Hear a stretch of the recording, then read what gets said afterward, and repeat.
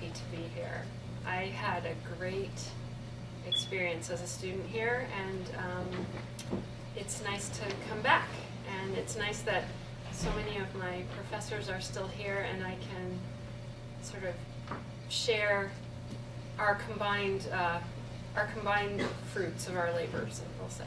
So this particular PowerPoint, this is the first time I've done a PowerPoint, which, you know, it's not really a big deal, but because of the fact that my computer is 12 years old, it was a big deal.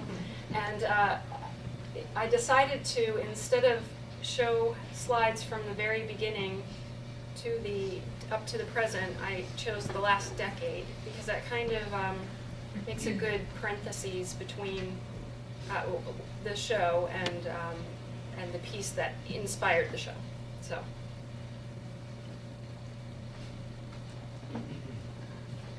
So this is the piece that has actually inspired the piece I'm doing now. This was the first room-sized installation that I did after graduate school.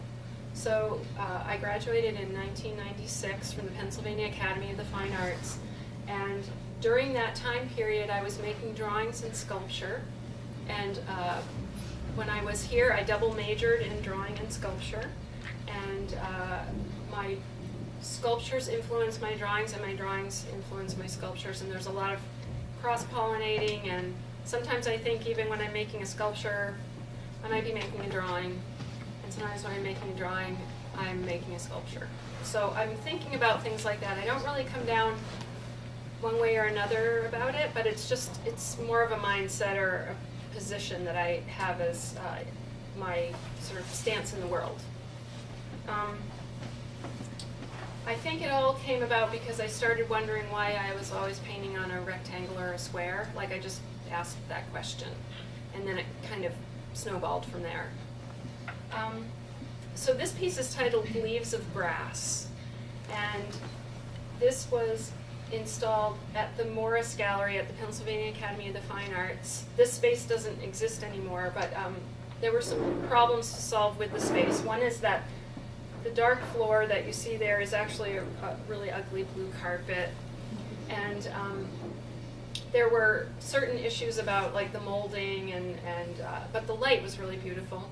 And then I don't have an image of it, but outside of this room is a very decorative lobby designed by the architect Frank Furness. And this building is a beautiful old building that's still being used as part of the art school, and it has cast halls in it and a big storage area underneath that houses much of the collection, although that has moved to the building next door, which is more modern. So anyway, Leaves of Grass, that's the title of a poetry book by Walt Whitman, and his poems are a big influence on me in that he's a lister for sure.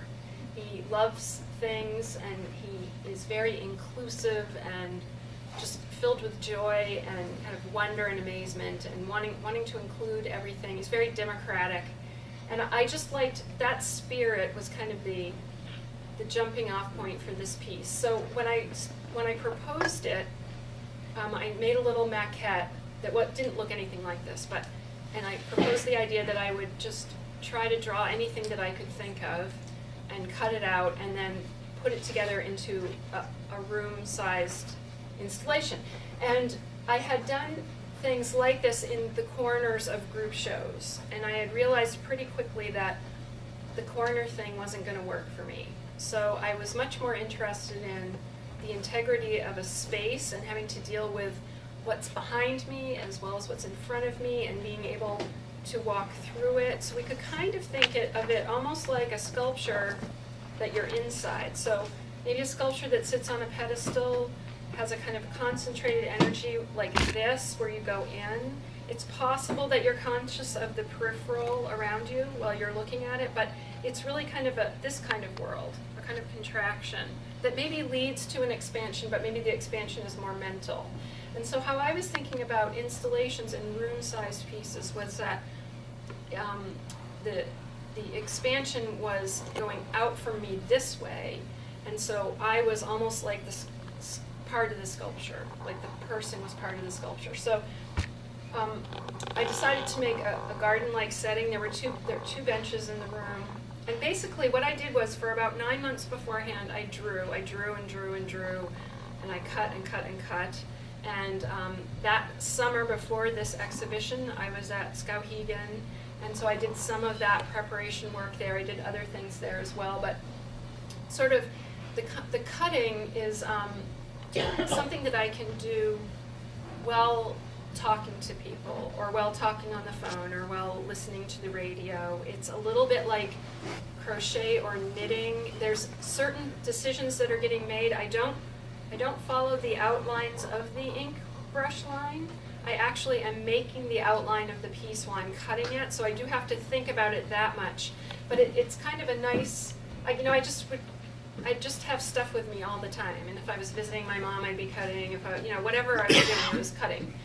And so the drawing is a little bit different. The drawing, I can't, at that point I was it needs to be very quiet and be concentrating on the drawing and kind of be by myself. So that will come clear why that's important later.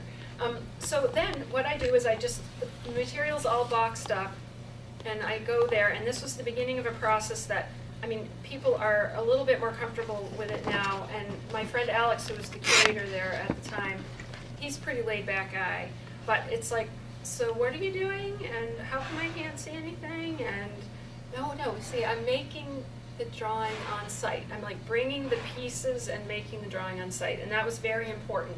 At this time, because this was my first big one, I didn't do any of the drawing on site, but I also realized pretty quickly that I was going to need to do that. So anyway, I got here, I had help, actually.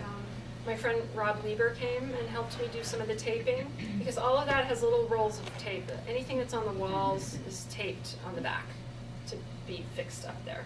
And I decided that it needed that little frieze of grass, which actually goes all the way around the room except where the skylight is. And then even outside of the space, there's a little frieze of grass that kind of comments upon the Frank Furness decorative elements in the lobby as a kind of invitation for you to come in. So all right, so I got this set up, and I'm kind of in a peanut gallery while I'm setting it up, in that the rest of the museum is open. People can come in, they can talk to me. I went there, so some of my professors are coming in like, what the heck are you doing? And I'm having to have these conversations with people, which I'm actually liking. And then the other thing is that, and I didn't know this till later, there's a security camera in there, and the security dudes were watching me put it up. And by the end, they were totally into it.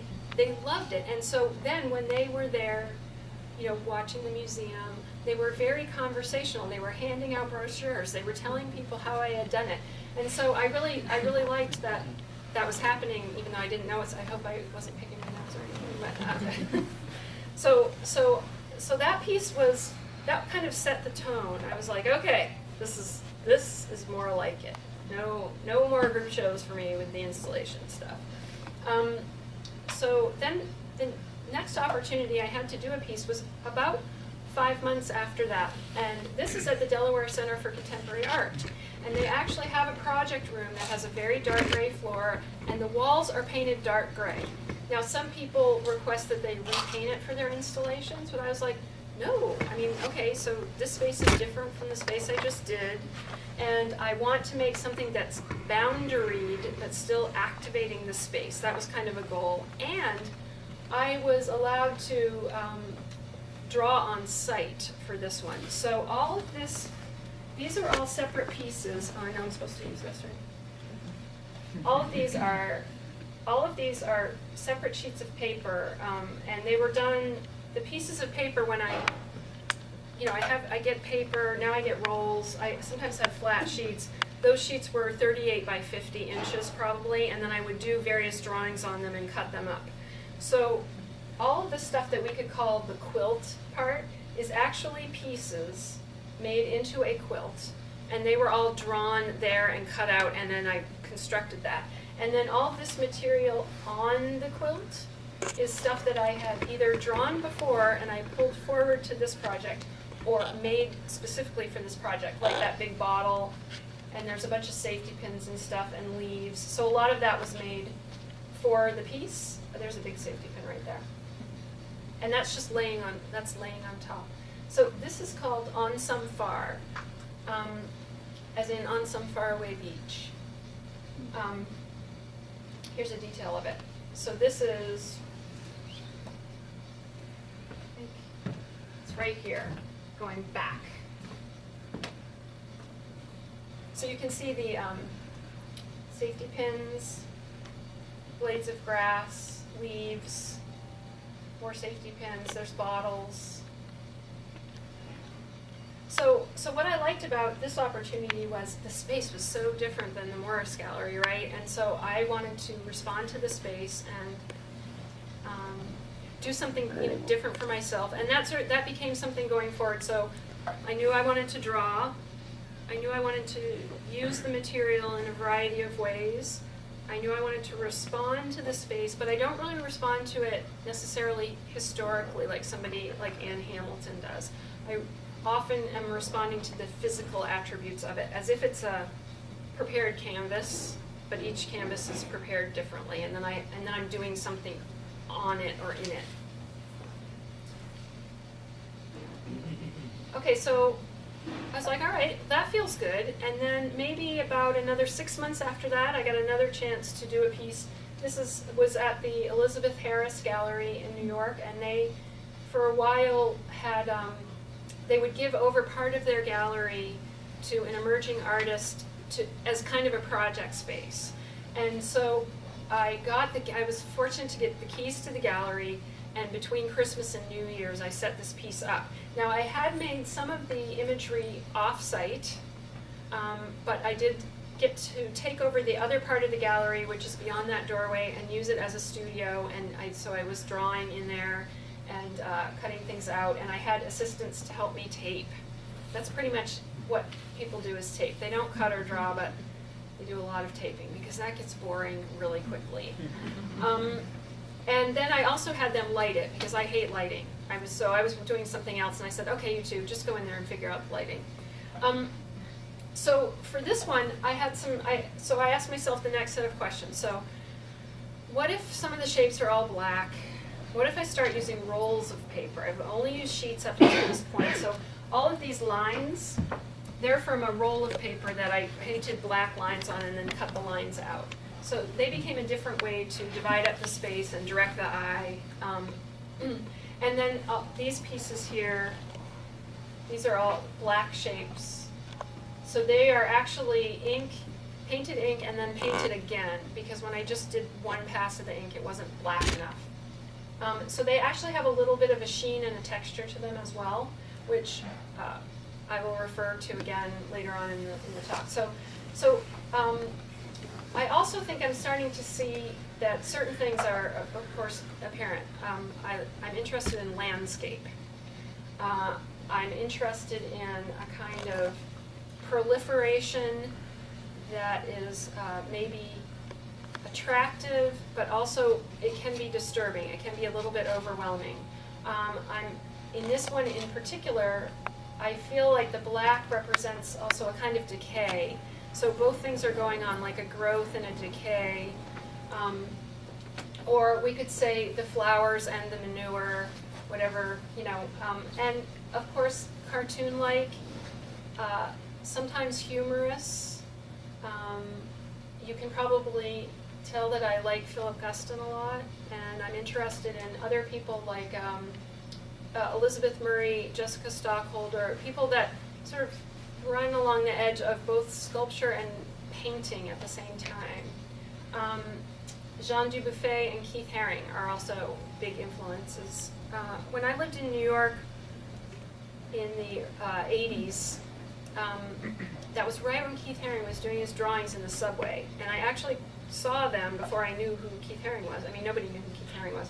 And I was like, whoa, those are great. And it never occurred to me you could just sort of do renegade art. And that influenced me then. I started doing art outside. And a lot of people in New York at that time period were doing art outside. He's sort of touted as the person that was doing that, but there was a ton of it going on. It was a very exciting time to live in New York and be an artist, not only for that activity, but there was a lot of things that were more artist-driven, especially on the Lower East Side, which is where I lived.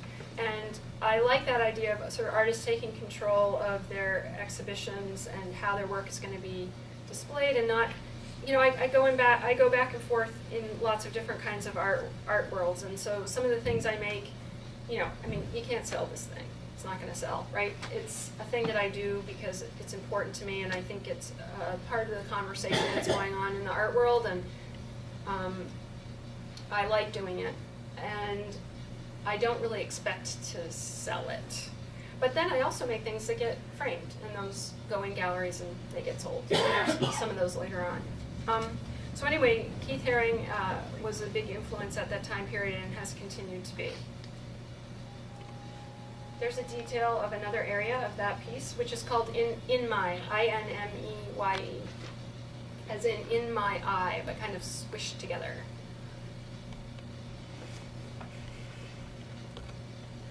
So I was like, all right, so we've got sort of these three ways of thinking about it. The piece at the Academy, which is objects, you know, nameable objects for the most part, brushes, screwdrivers, underwear, t-shirts, hamburgers, grilled cheese sandwiches. And then we had the piece at DCCA that was more contained and was like this world on a quilt. And then we had the garden piece with the rolls of paper and the all black shapes. And then I was like, all right, what if I took one modular unit and then made an installation out of it? So this is in Lancaster, Pennsylvania, at the Pennsylvania College of Art and Design, which has a different name now, but it's a 4-part gallery, actually. When you walk into the school, there's a gallery here and a gallery here, and then you go upstairs, and there's a little gallery at a landing, and then you go up some more stairs, and then there's another gallery at the landing, and then you go into the school. So I decided that, and some linoleum place donated their floors, and they're all different. But I decided I wanted to make like a quilt feeling or even a mat feeling, and just use this little dash mark. So I just drew all of these and cut them out, and then got there and just started making a drawing, delineating the space. And I thought for a while maybe I was going to do a different thing in each gallery, but once I did one of the spaces like this, I realized it had to be the whole thing. So I was staying there in a hotel and watching TV and cutting stuff out, and it took forever, but I was really happy with the result. And one thing that I love about this piece is that it can be, the gallery director and the students took the piece down themselves and took the tape off the back of everything, and it fit into a box like this, which they mailed back to me. So I really love the idea that paper in particular can contract and expand and make something really, really big, but then be stored. Like it's a practical thing, but I also kind of just enjoy that expansion contraction idea. And I play with it. For example, in another piece, I used all of these dashes just in a big pile. So then even that, you know, it's contracted, it's piled, and then it can spread out. That's really satisfying to me. So okay, so there's four examples of getting going with the installations, and I started applying places, and one of the places I would apply are the biennials at the Portland Museum of Art, and I applied, and I got this call. It was from Liz Sheehan, who I've worked with since then a couple times, and it was a very apologetic call. She said, you know, we really like you to do a project, and we have this space in mind, and I'm not sure if you would like it. And I said, is it the bowling alley? And she said, yes, it's the bowling alley. And I said, I love the bowling alley. I can't wait to make a thing in the bowling alley. So this is that wacky space behind the big wall in the major part of the museum that nobody probably ever wants to show in because it's like this weird cul-de-sac, or they often show little pieces, or now they show video there often, which I think is a good thing for it. So anyway, I'm dragging all my stuff to the museum, and everybody's looking at me I get these, you know, I have to win people over to do this kind of work because there's nothing, right? And I'm like, don't worry, there'll be something. And so I'm working away, and I have to get permission to get in there, and all my people have to get in there to help me, and we're setting up tables, and it's great because I think I've done a lot of projects in Maine now, and more than any other place that I've done work, people have gone with it in a really nice way, in a really accommodating way, and I've done a lot of really good projects here, I think, because of that, because you feel kind of uncomfortable, right? You're maybe overtired, you're sleeping in weird places, you're not eating as well as you might, you're living out of a suitcase, and so it means a lot when you feel welcomed into the environment and like people are supportive of what you're doing. That is something about installation that I'm not sure gets talked about in an installation class, but it is kind of this, you're not in the comfort of your studio necessarily making discrete objects that then you bring somewhere and set up. That's uncomfortable enough, but this is a whole other matter. So anyway, I made more material, but I also used some material that I had used before for this piece, and that has become kind of something that I do. I don't do it all the time. I mean, I have more and more stuff in my studio in boxes, and I tend to think about what I'm going to make and then decide maybe there's something that I've had kicking around for a while, like even the cutout scrappy parts, which I was saving, and then all of a sudden there's a use for them later on. So nothing gets thrown away, even the damaged material. Anyway, so this piece is titled Yonder, and here's a close-up of that back wall. So that's about 6 by 8 feet. And at the top, the pieces are really tiny. They're like maybe 1/4 inch by 1/4 inch. And so that back wall, a lot of that material was made for this piece because I hadn't made a lot of really tiny bits like that before. Maybe a few here and there for scale change. So it starts with those little tiny bits, and then of course they fall down and they get larger as they come out toward the viewer. There's my little hat right there. It's like a belly button. I love that. So that's just leaning up against the wall. So it's not taped. And this here you can kind of see, that's pretty thick. So that was something that I started to do, to think about the sculptural implications of a kind of geology of building up the work. So all of that is drawings, but you can't see all of them. Same over here. You can see it gets kind of thicker, so it scoops down like that a little bit. I liked those piles, but I also realized I was going to have to do a lot more drawing to get more of those going. So here's a piece that I did around the same time. This is called Polyfox, and again, it was a group show, and I was like, group show. I was like, Kiri, I don't want to be in a corner. And he's like, you can do whatever you want. So I went in and I was like, okay, the column, I'm gonna put a skirt on the column. That's basically what I said to myself, and that's what I did. It's like I dressed the column. And here's a close-up of where the column meets the floor. So one thing that I really enjoy about these that I haven't brought up yet, especially when I use the walls and the floor, is when I start to get rid of that connection where the wall meets the floor, and it changes to almost flatten it out, and that creates a little bit of a sort of a mental disturbance about the space. I don't think it's really that disorienting, but it does make it feel a little more like a fantasy space, I think, because there is the connection between the wall and the floor is less clear. I also tend to, and I guess this is a kind of personal thing, I think we all have certain gestures that we do. There was a guy that went here the same time I did, Phil Lonergan, who I really like, and all of his sculptures had what I called the Lonergan lean. And he almost couldn't help himself. And I have the same things. I like gravity. Everything is falling. There's kind of a feeling of aftermath. And sometimes I try to fight against that, or I think that I am, and then I look at the piece and I'm like, well, not really. It's hard to get out of those habits. Sometimes they're good, sometimes they're bad.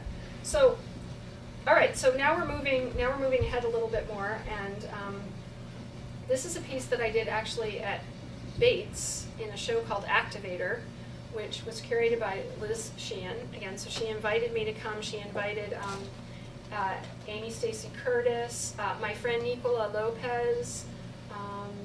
Who else was in that show, Bill? Jason Rogenese. Yes. And oh, what's Eric Hungisto? Eric Hungisto. Yeah.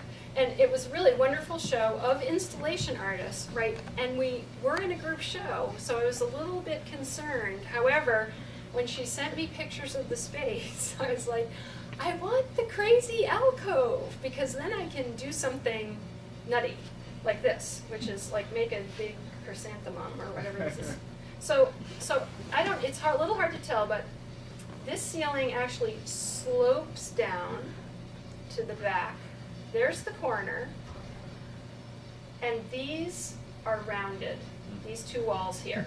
So I was thinking a little bit of, well, not really fitting a circle into a square, but trying to have it feel like a circle, but also go around and up these crazy things. So here you're seeing me getting ready to put the floor down the day of the opening. How I started this piece was right here in the center, and you can kind of tell, it's a little hard to see here, but these are petal shapes, and they start in the center about 2 inches long, and they're black paper, shaped like petals, and then what I did was I put self-adhesive circles on them before I cut them out. So the polka dots get sometimes cut at the edge, and as the circles go out, they increase in size. So the largest ones are about 4 inches wide, and the smallest ones are about a 1/4 inch wide. Yeah, I'm pretty sure that's it. So, and then the petals increase in size from 2 inches high to 24 inches high, I think, out at the edge. So I just started in the center, and I had a little compass, basically, that I made with string and a pencil, so I could keep the circle going. At some point, though, that is impossible, and then you're just winging it and trying to make it look right. So I ended up, I got this part good, right, no problem, like this is working fine, and then you get there, right, with the curve and the slope, and then all of this stuff up here it looks good, it's working, but it's very contingent on just like, okay, put one piece in, look at it, put another piece in, I had a lift. And then at the end, then I have to put in the floor and integrate it. So that gives you a sense of the scale. And there's the piece from a little bit of a different angle, finished with the floor. And there's the piece, basically how you see it when you walked into the gallery. And what was so nice is that Amy Stacy Curtis did a big circle floor piece, and they really had this great conversation together.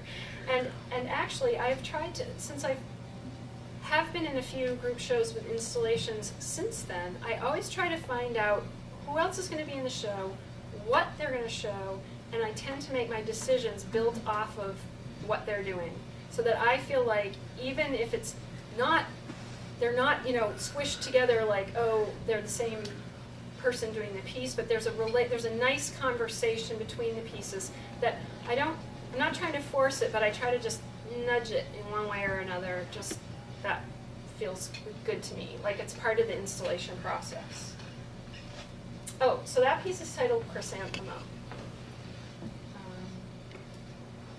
And is that a drawing? Would you call it a drawing? Sure. Why not? But there isn't one ink line in it. There is no drawing. I mean, there were pencil lines where I drew the petals and then cut them out, and that's about as. But yeah, I would call it a drawing too. Okay, so this again is a space that doesn't exist this way anymore. This is at the Center for Maine Contemporary Art, and where that window is there are walls built in certain spaces that weren't there. So I had this on the second floor of that building. It's basically an old barn, and it's 30 feet wide by 100 feet deep. And Bruce Brown was like, "We'd really like you to do a project, but here's the problem: you have to set it up in 2 days. And I was like, oh my God, okay, I'll do it. And so I did do a lot of preparative drawing there, and this is the first time I used rolls of paper in their entirety with drawing on them. So this is a roll of paper here, that's a roll of paper, and I don't know if any of you have been up there. There are these weird half walls with these panels in them, and they go sort of all the way around the space. So what I did was I did a drawing of a big pile on a long roll, and then knew when I got there I was going to cut it up in sections that just went from one to another all the way around the room. So that was a planning thing that I did. What I didn't know was I knew I was going to do something when I got there, and what that something ended up being was this thing, which I call the frame. And that goes all the way around the space, except for one little area which feels like you could maybe just dive off it into no man's land. So I was considering that was like the frame for the piece, for all the other activity that was going on in the space. And there's not a lot taped up. There's stuff taped up on those little weird half walls, and I've got a bunch of images, but most of the rest of the stuff is on the floor, with the exception of a couple of rolls of paper that are hanging up over pipes. So that frame really functioned to contain that work on the floor and, direct your vision toward that, and also help you feel like you were in a delineated space, like it was an organizational element. The other thing though, and the reason I got the idea to do it, is when you looked out the windows, you could see the tops of trees, and so I was mimicking that motion around the edge. And this is called so below, as in as above, so below. So here's an example of another area of the gallery. You can see this is going around, it gets narrower and broader, and there's some trees out there. And then this is part of that roll of paper that I cut out and taped up. And then there's stuff like this, which started to happen. Like, this is just a roll, little things coming out, another roll of paper. These things, remember those lines in the piece at Elizabeth Harris, those black lines on the ground? That is those rolled up. And they'd been rolled up, and I unrolled them, and I was like, ooh, look, curls. Use those. And so that's the kind, I'm just trying to pay attention to what's going on and considering the paper like a mark. So the paper does all these different things that are mark-like. Here's a nice pile of flowers in the corner, just like that. So here's an example of rolls of paper, and then this same kind of spiral drawing, but on cutout sheets that are cloud-shaped. So I'd make the cloud shape and then draw the spirals inside. So it's like a pattern-on-pattern feeling. And then I'm not sure, but I think that this was damaged material that I brought forward and used just to create a different kind of texture right there. At this point, though, I have to say I was, and I'd been moving toward this for a while, I was getting bugged about the white side versus the drawn side, so I'm starting to think about maybe drawing on both sides of the paper. What year is this, Astrid? What? What year is this, just to give us? Oh my God. Oh, no. No, wait, it'll come to me. Well, I'd say we're maybe 2005, 2006, around in there, I think. So you can see there's like little bits of things there. Here's a folded up roll of paper. Other things that are layered, crumpled, piled. And this piece is drawn on both sides of the paper. So that's the first time I did that, and I really liked that, and I have continued to work that way. Okay, so, all right, so I did that, I got it up. I slept in the gallery to do that piece, which was kind of fun. I actually liked doing that. Got it up. Then I'm still applying for things, and I apply again to one of the biennials in Portland, and I got in, and this time I was able to work on the other side of the bowling alley. And I decided, a couple people had been bugging me about color. Well, I was at Skowhegan, and people kept saying, what about color? What about color? And I said, oh, I'll try it at some point. So I felt like I had to do that. And I wanted to. So I made this piece, and the wall got painted for me this blue. up to that point, so I decided to stop it there, right where that wall meets that wall. And then I came in with all of this material, and then I was staying at a friend's house and I drew some stuff there too. I painted some stuff there, and then had my people, had the tables, taping, lift, very rickety lift, not like the nice one at Bates. That was the Cadillac of lifts. This was the Volkswagen of lifts. So anyway, I got the piece up, and I have to say, I like this piece and I don't like this piece. So when I look at this piece, here's a detail. I think for the first attempt of using color and making like a painted collage, we'll say, it's okay. It's okay. It's what it reminded me of was, and you'll see why this happens later on, but I felt like it was a backdrop for a sculpture. It might have been just because it was one wall, and maybe I'm not so into one wall. Maybe I'm not a one wall kind of gal. But I did not, it felt like a big picture, and I wasn't emotionally attached to it the way I've been to most of my work up till this point. So I would say that is a very good learning moment, right? So you're going to be doing stuff, and sometimes you're going to feel like you really nailed it. You're happy, and everyone else is happy. Or maybe they're not happy, but you're happy, so it doesn't matter.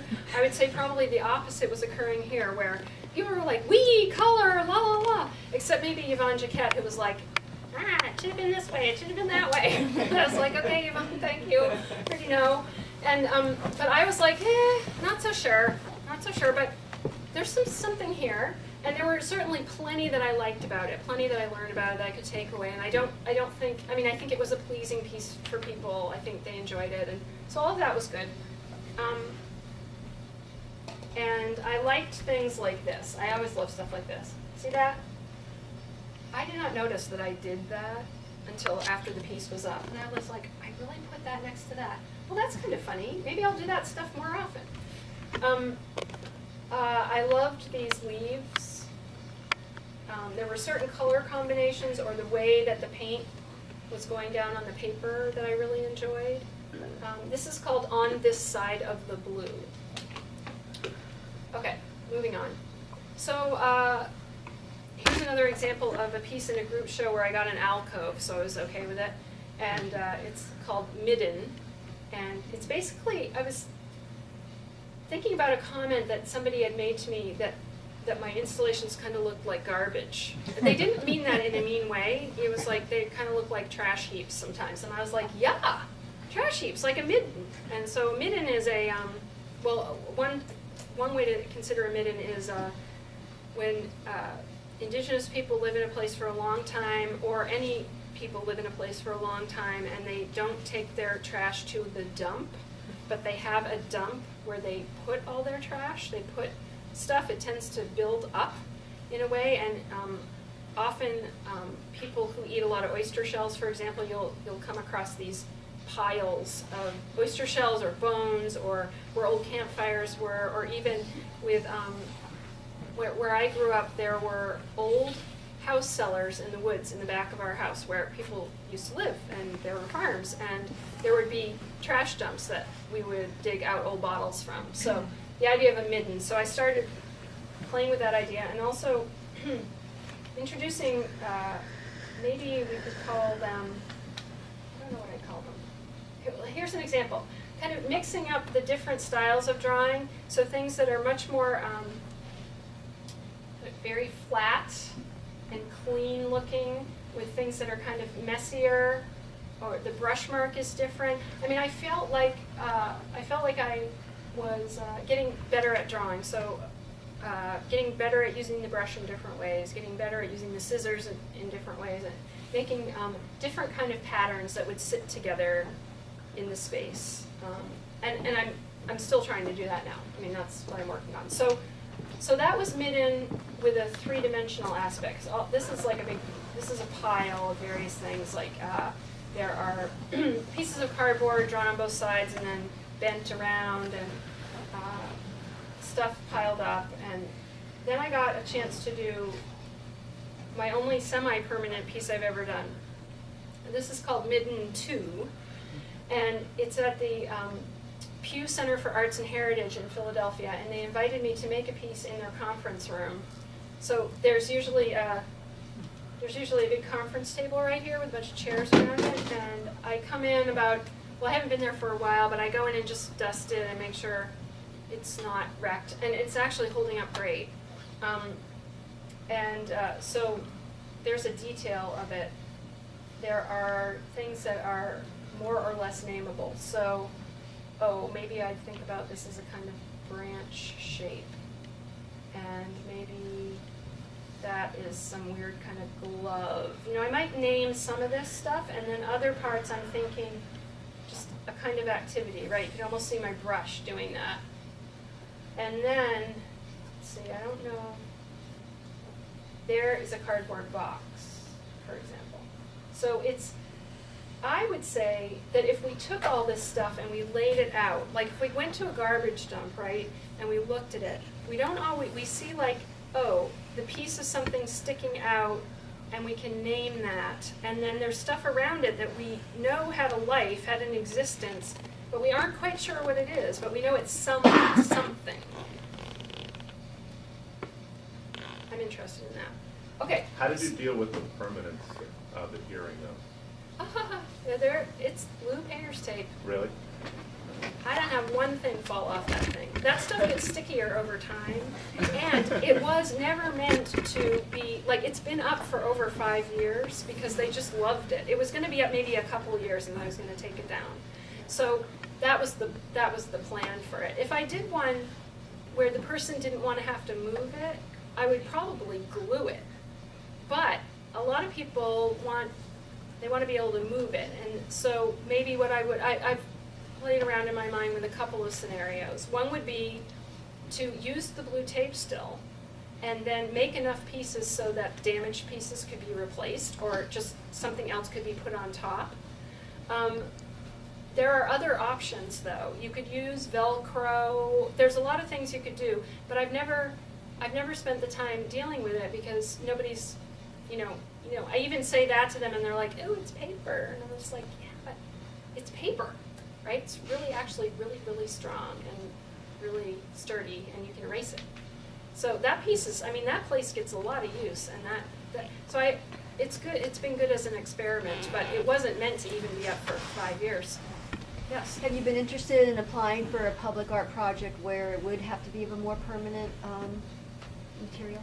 No. Not For interested. a bunch of reasons. One is the paper is very important, and how the paper behaves is important. And Tyvek, I got some samples because I thought maybe I would use a prepared canvas or a Tyvek or something for this project here. I ended up using paper for a variety of reasons, and I'm still sort of dragging myself toward at least asking that question and doing some tests.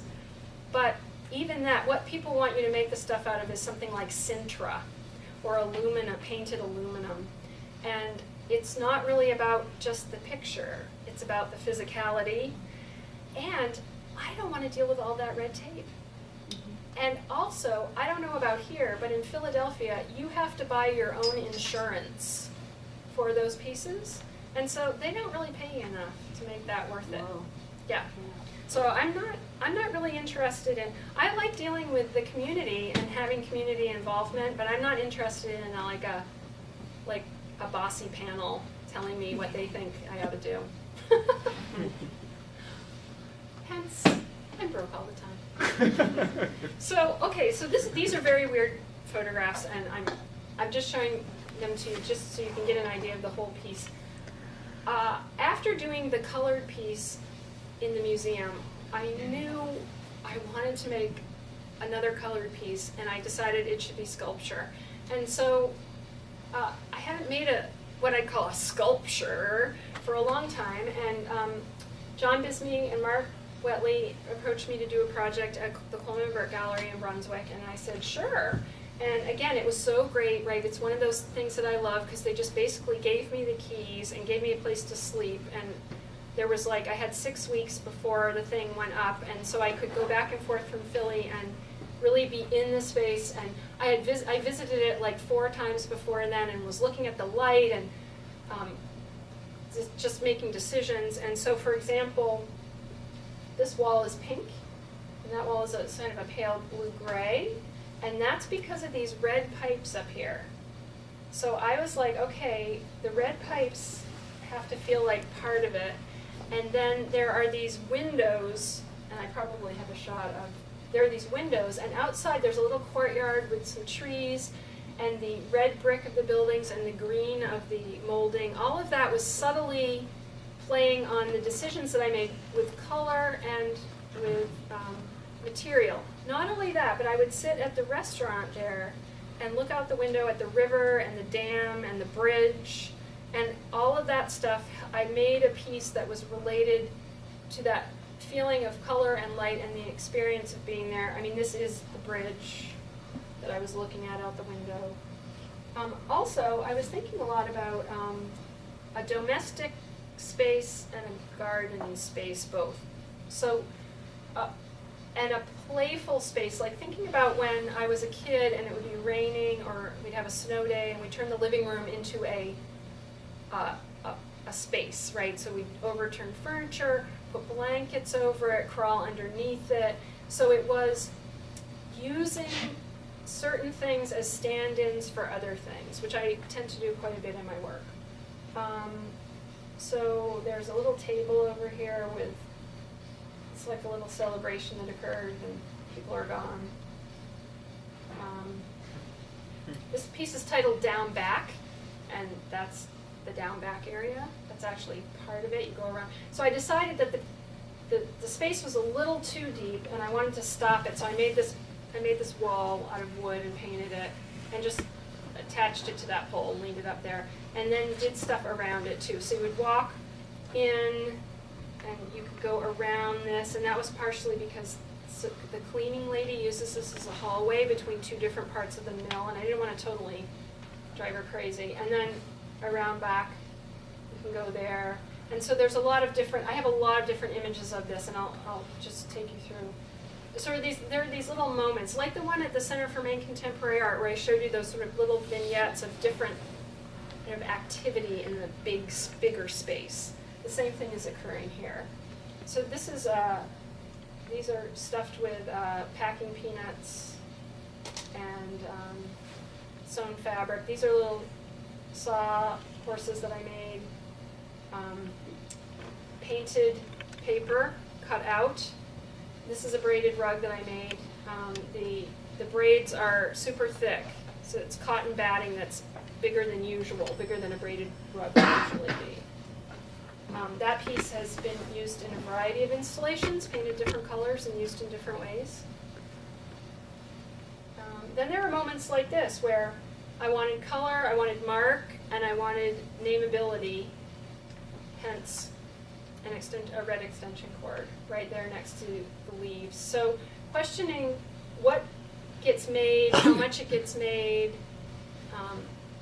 context, and what do I need to make it, do I not need to make it? I like the combination of things that get made by me and other things that I find and put in. This is a 9-foot oven mitt that I made out of quilts, 2 quilts from Walmart, I think, and then the cuff is canvas. And what I love about this is I will use this piece again. Probably I'll paint it a different color. You can crawl inside it. It's stiffened with gesso, right? It's white, but it's got a bunch of gesso, and it soaks into the quilt. And so it has a kind of almost permanent malleability to it. And so I will use that in different ways, and I set it up this way with this little contraption with the ladder.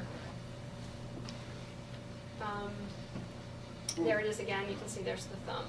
Were people surprised when they saw this? I mean, I don't know. I guess they were. it seems like you moved so far away from the paper pieces that were you're using a lot of line, and this is like a very different approach. Well, and this is the hard thing, right? I guess I should address this more, so that's a really good question. I have probably, and it doesn't look like it because of the way I've organized these images this time, but I have tracks in my work. So I make cut paper drawing installations. We could say that's one way I make things.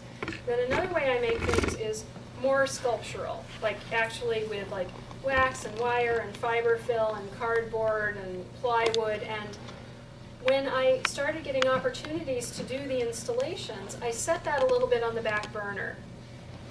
So from 2000 to about 2005, I did very little of that work.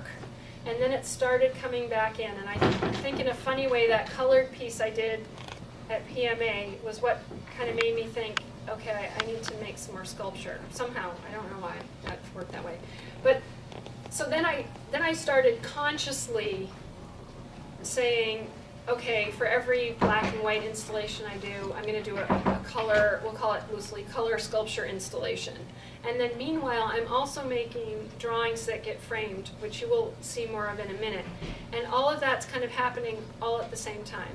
And I will tell you, that is how I like to roll. I am not really one for, I don't know why, and I don't think it's either good or bad, it just is.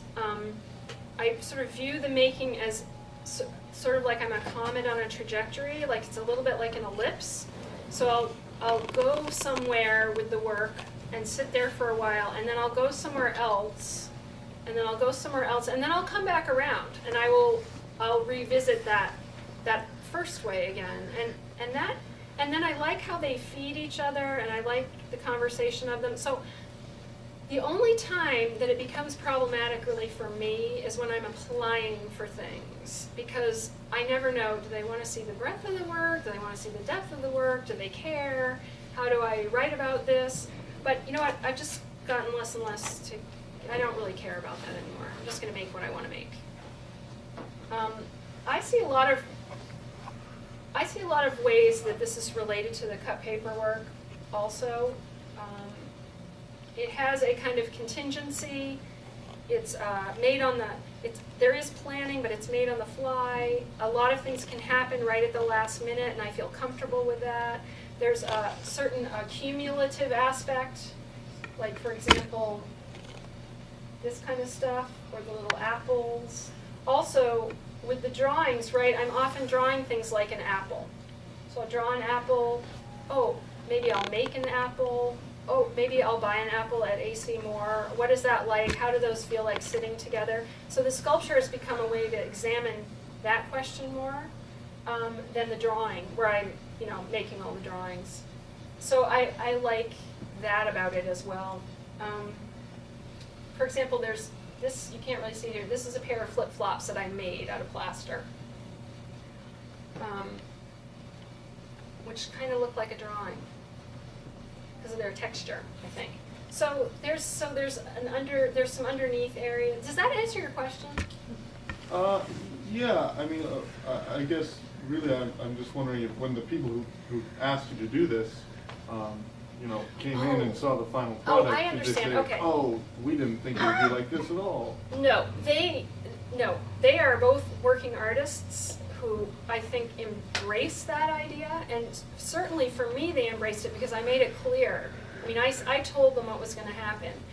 I said, at first I thought I was going to do a black and white piece in there, and I actually went in and walked around and kept looking at those red pipes and looking at the outside and looking at the space itself, which has this really nice subtle color palette to it as an empty space. And I realized that the black and white was not going to work particularly well. So I thought, great, it's a reason for me, like there's a reason, like almost a technical reason, even though it's maybe more emotional, to do a colored piece there. And because of the nature of that space, it's a space where artists are allowed to kind of work out problems in it. They have wide latitude. Astrid, do you paint the paper, or are you acquiring paper of certain colors? This paper is painted. So this is actually Lennox 100, which comes in rolls, 60-foot rolls. 60 foot? Yeah, by either 6 feet wide or 5 feet wide. And I used a roller on I just stood there and It's coated. heavy paper, it's not very heavy. It is 100% cotton rag, but it's the bottom of the barrel. However, it is pretty heavy. And you're rolling what kind of paint? Oh, it's House paint? It's house paint. Yeah, because that's what I can afford, and I also like the matte-ness. So what happens is you get some. So the way I've reused this material, because you get a lot of sticking, right, and damage that way, because house paint sticks to itself. You can't really store it, and if it's colored on both sides. I've actually cut all of this stuff up and made piles of objects where it's just the same drawing, like of a branch, and then they're layered over and over and over. And then they get glued together, so it becomes this three-dimensional shape made out of paper. So that's what ended up happening to that stuff, but a lot later on in its incarnation.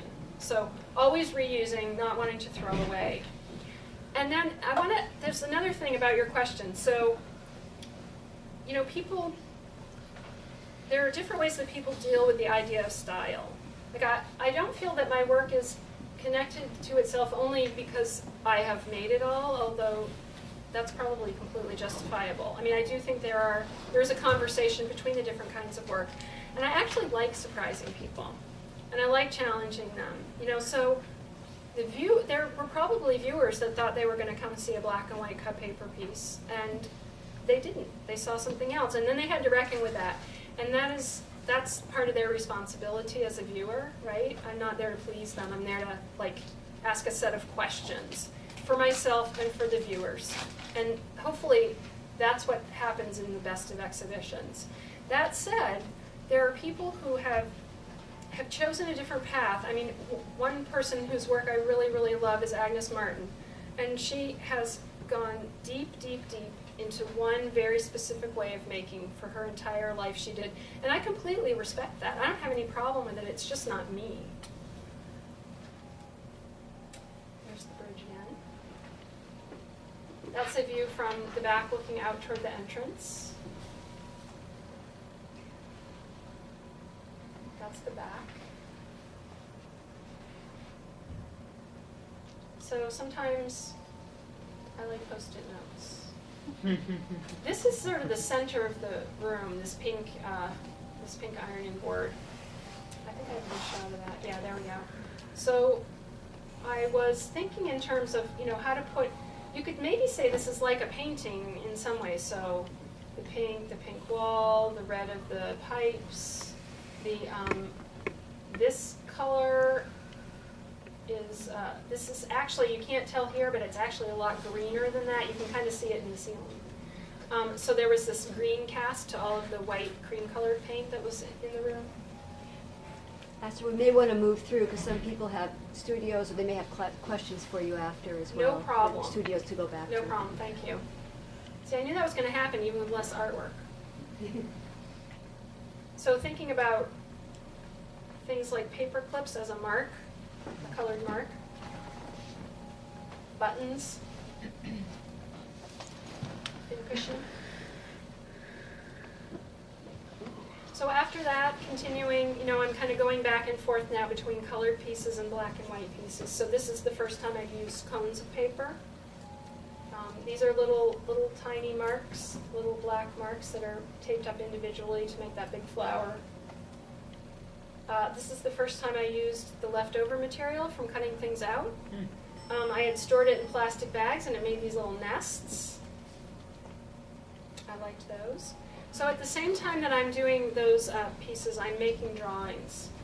This drawing is entitled Dark Garden. It's 30 by 40 inches, and it's rapidograph pen on paper. It's black ink with a technical pen on paper. So it's a different way to think of accumulation and a cartoony kind of mark. There's an example. This is a close-up of another piece. There's one with little pebble shapes. There's another flower one that has a shape within it. So this is actually a different color black ink, and that's a different black ink in there that goes a little bit more to gray. There's a close-up of it, and you can see the edge where it's different. So a shape within a shape within a shape. There's a dark one. I think that's called wood ear, like the wood ear mushroom that you get in your soup at the Chinese restaurant. So this is a piece called, this is a dark drawing. And it's made up of lines, actually, but there are so many lines that they begin to break down. And then by the final layer, I'm just taking out little bits of white. And there's a really nice essay, actually, about this particular group of work by Britta Connow that's in the gallery. So I make a few of these every year, actually. They take a long time. There's about 9 layers of drawing. And that's a close-up of it, so you can see it feels woven. A lot of my flat drawings are based off of things like embroidery, knitting, and weaving. When you say you take out pieces of white, what do you mean by that? Or did I miss it? Well, I start with a white sheet of paper, and I'm looking to get a kind of tone at the end. So I start by making lines. You know, there are lines that traverse the entire edge of the paper each way, and then also diagonally.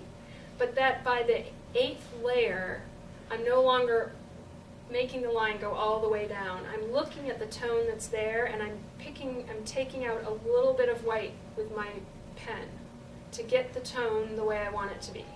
So if it's too bright in one area, I'm toning it down just by cutting out a little bit of that white here and there to get it. That's what I meant by that. There's a close-up of one of the darker ones. And then recently, some of them have stayed at this is 4 layers right here, so you can get a sense more of how they get constructed. And recently, a few of them have stayed this light. When I get to that point, I look at them. If I like how they look, maybe they stay that way. But most of them go to a very dark density. They're called a certain density. And then my friend Judith, who helped me make the PowerPoint, actually tucked these in.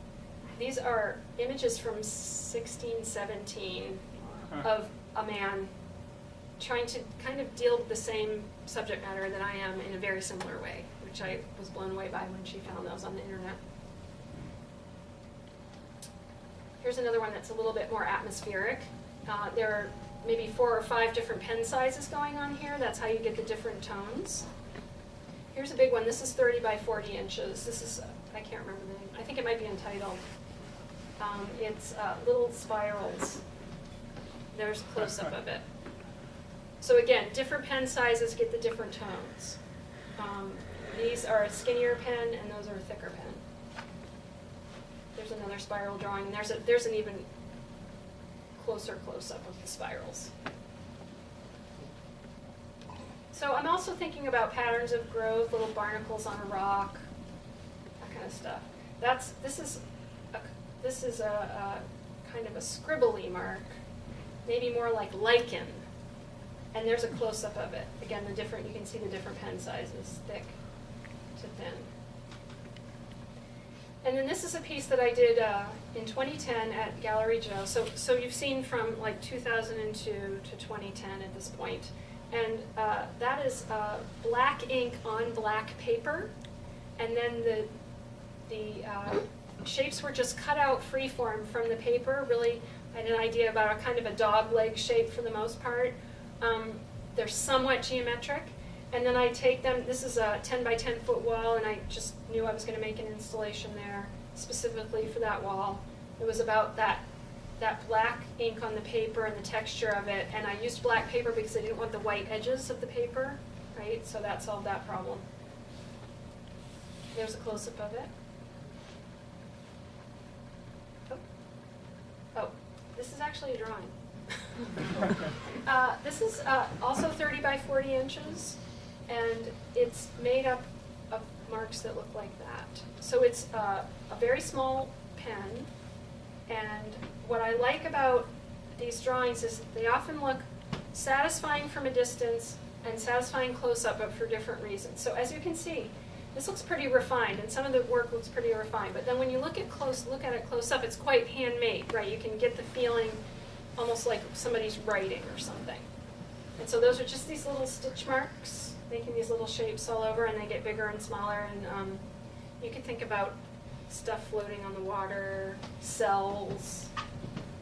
And then at the same time that I did that show where that drawing was, and the drawing, the black installation there on the wall, I did this piece at the Michener Art Museum. It's called Snag.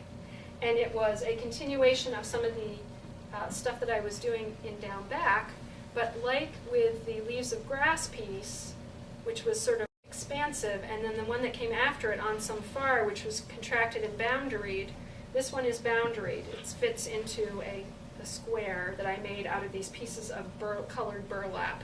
So it's quite similar. It's echoing those ways of making. And then I'm using things that I have made, like these are all routed wood, and it's the wood that came out of the Down Back piece, actually. And then my saw ponies, and fabric, it's a stand-in for water. And then these are paper mache logs that I made. And then all this stuff is like plaster and little bits of things that I've made, but that's a tin can that I painted. That's the top of an old Christmas tree. And there's our pal, the braided rug, only a different color. So I set it up. It's a landscape.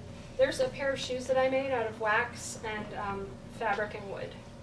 And often in my installations, there's an empty pair of shoes that's basically, I think, a stand-in for me or another person that has left the building. There's the other view of it, and there's the title of it that I put in because I'm messing around with text a little. That's the beginning of that. I don't know what's going to happen, but there it was.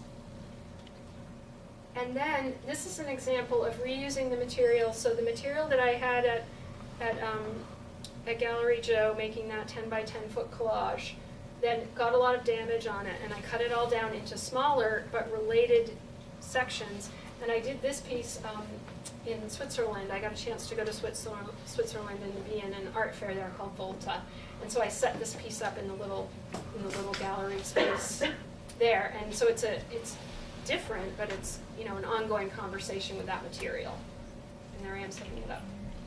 And then that was my friend Judith. That was her contribution. That and the Robert Flood.